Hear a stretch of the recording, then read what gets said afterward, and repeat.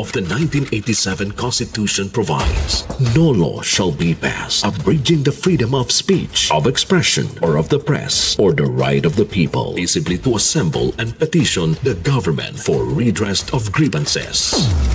Maukini ang haligi ug sukaranan nga gibasihan ni ining tulumanon. Straight to the point. Tulumanon sa patas ug labas nga mga balita, interviews, investigative reports, undanon nga mga diskusyon ug di prinsipyo mga komentaryo. Straight to the point. Straight to the point. Kauban ng Cebu Metropolitan Catholic Mass Media Awards, Best Radio Commentator, Best Newspaper Columnist, and Best Public Affairs Anchor. Attorney Rufil Fernandez Banyok. Attorney Rufil Fernandez Banyok. Straight to the point. O karon, ania ang inyong anchorman.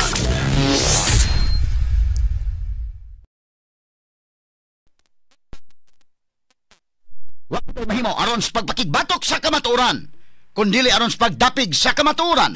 Straight to the point. Luzon, Visayas ug Mindanao, Pilipinas ug sa katawhan kutob sa mabot sa tong Sibya sa tibuok kalibutan via internet. Maayong buntag ug kumusta live gikan sa Queen City of the South, Cebu City, Philippines. Welcome nining atong tulumanon ug inyong tulumanon. Straight to the point. Kiniga po nyo boss kalagad sa kahanginan kasama ang Rufil Fernandez Banyok. Mao'y paday makiguban kaninyo nining laing adlaw sa atong pagpakigbisog. Adlaw karon mahigala nga Huwebes o gapit sa 28 na buwan sa Agosto tuig 2025.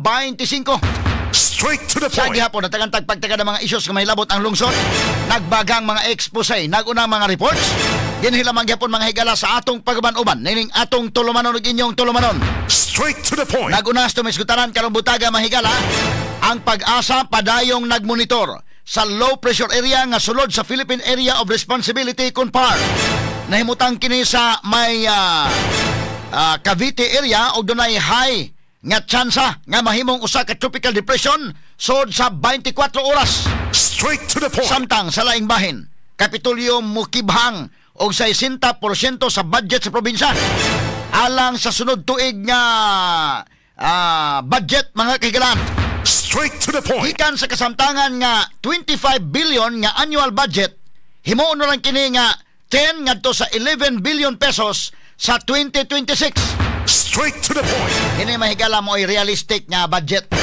Kaya nga to mahigala makuliktas Kapitolyo sa iyang mga buhis o guban pa. Ang kwartas Kapitolyo mahigala kung imong tan-aon tanan-tanan sa tibok tuig mga kagilaan moabot ang mga 9 billion. 9 billion so mag-budget mahigala 9 to 10 billion. Ang budget ni Pambari 4 10 billion, igo-igo gina 10 to 11 billion. Kay kadto si Gwen Garcia mahigala ang iyang budget 25 billion. Nganong mo budget magka 25 billion nga ang imong income sa Kapitolyo 9 billion raman. Mao to mahigalang paukyab ni Gwen Garcia yang ipatuo mahigalang dako kay tag budget karon tuiga kay 25 billion. Unsa man taw pag-implement ana? So siguro unto dayon niya tong mga katutuang mga programs, mga projects sa Kapitolyo nga iyang gusto. So padako-dako og budget, pero way kwarta, plano lang pero way kwarta.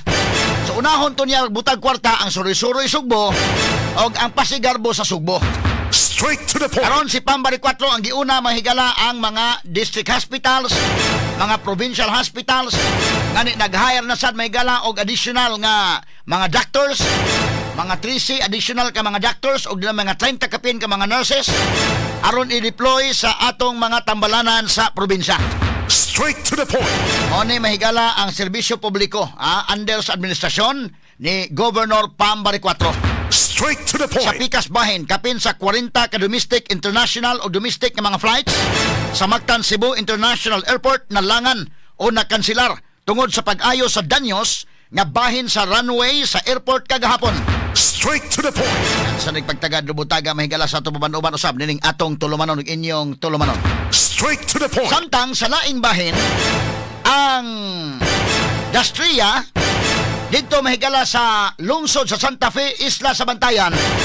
Primero mga kagalaan kay gipaundang man sa DENR. Kaya kaniadto mahigala pulte man kahawd ni ini mga higalang Presidential Assistant for the Visayas nga si Michael Dino. O nya napa si Gwen Garcia Pulte kahawd to mga sukin tigpaminaw. Straight to the point. Na unsay nahitabo ala ni patuyan lang pataas ang building. Karon mga sukin tigpaminaw gipaundang sa buhatan sa Department of Environment and Natural Resources. Kay wa makatuman mahigala sa gihatag nga ECC permit mga higala sa DNR nga kutob ra sa 3 ka andana. Og imong tan-awon ang isla sa Bantayan, kutob ra gyud sa 3 ka andana kay tanang taon nituman sa balaod. Ang tanang negosyante nituman sa balaod except mahigala ni ining Dino. Inay maoy leader, inay mao mga higalay modelo sa pagtuman sa balaod. Mauna hinuon mga higala ang nisupak ni ini. Straight to the point. Oman mga higala sa ilang pag-counter na sa kunuhay mga legal nga pamaagi nga kinini ang labot sa katukuran sa industriya. Karon mga sukid tigpaminaw lahi na pod nga approach. Appeal to the emotion ang gihimo mga higala karon. Ngadto mga higala kang Pambari 4 kunuhay gigamit ang mga trabahante. Kunuhay gigamit mga higala ang mga kontraktor nga ipadayon lang ang maong nga proyekto kay luoy kayo ang mga trabahante. Anaw nila mahigala inday ken wa man madaog istoryang legal. Ari na dayon sa kunuhay appeal to the emotion nga luoy ang kontraktor, luoy ang trabahante.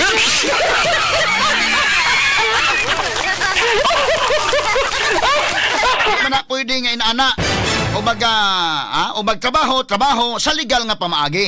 Isulbang kayo kay naluoy lang ka halabi sa illegal okay lang. Muna ka dunay mga madakpan mahigala nga mga kawatan, mga snatcher. Moingon lang okay lang kay luoy man kay duna may kaldiro nga makaob ug walay dungagon. Isod na mahigala og sa debate pa na fallacy of argumentum ad misericordiam. Straight to the point. Ato ni tagag pagtagad ro butaga sa tubawan uban usab nining atong tulumanon ug inyong tulumanon. Straight to the point. Samtang sa Pikas Bahin ang Police Regional Office 7 wa matayog sa kalit nga paghulip sa liderato sa kapulisan og nipasalig og igong suporta alang ni Police Lieutenant General Jose Melencio Nartates Jr. Straight to the point. Police Lieutenant General pa ni. Mahimo na ning general kay ma 4-star man. Ang problema di man mo hawa story. General Nicolas Torre, Anders Balaod magyud usarigod ka tao ang dunay 4-star. 4 stars, diha mahigala nga ikabit sa iyang abaga. Kana mao ang nagranggo general. Ang sunod niya nga ang next in rank mga sukit tigpaminaw, second in rank mao ang Lieutenant General, 2 ka stars. Unya dunay gitawag og Major General, 2 ka stars. Naa sa abaga tan-awon niyo insinya mao nay pagtan-aw niyo sa ranggo, dako ba ni ranggo gamay ba? Unya ang usa ka star gitawag og Brigadier General. Na si Torre mga higala mooy 4 stars general. Under sa balaod usa lang gyud ka tawo diha sa PNP organization ang dunay 4 stars, Nya di man manaog story. Ang pabiling 3 stars mga higala kini si Lieutenant General kini ni ang Jose Melencio Nartates. Straight to the point. Pagtagad mo na nga aron nga manaog si Torre, ufir-ufira na lamang. Nga sige lang kay itudlo maglaing posisyon.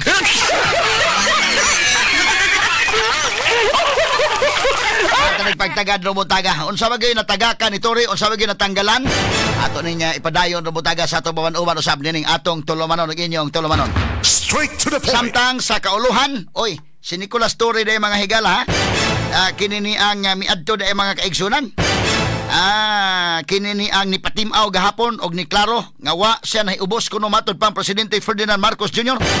Human sa hulipis katungdanan na okay ra kuno siya, bahala na og medyo guol sa ilaw. Ayaw lang ipakita ang guol sa ilaw, smile lang gihapon. Pero ang smile magon mahigala nga dunay gibati sa kay iladban murag mulutaw gyud, bisag unsaon pa. Pero unsaon taman no nga kini ni ang napulihan man gyud og unsa gyud mga rason mahigalado nagi mga lawom ini nga mga rason nganong naingon ni ana. Unya naghatod pod siya mahigala didto kini nagpakitag una dito sa Lower House of Congress aron dalhan og cake si Kongresista Laila de Lima atol sa iyang birthday kagahapon. Kasweet man na ining Torre mga sukid tigpaminaw Askang lipayasan mahigala ang Congresswoman na Laila de Lima nga gidad-an siya og cake mahigala labihan ka sweet nga cake mahigala gikan ni Torre. Samtang sa laing bahin, Presidente Ferdinand Marcos Jr. ni mando og lifestyle checks sa mga opisyal sa gobyerno.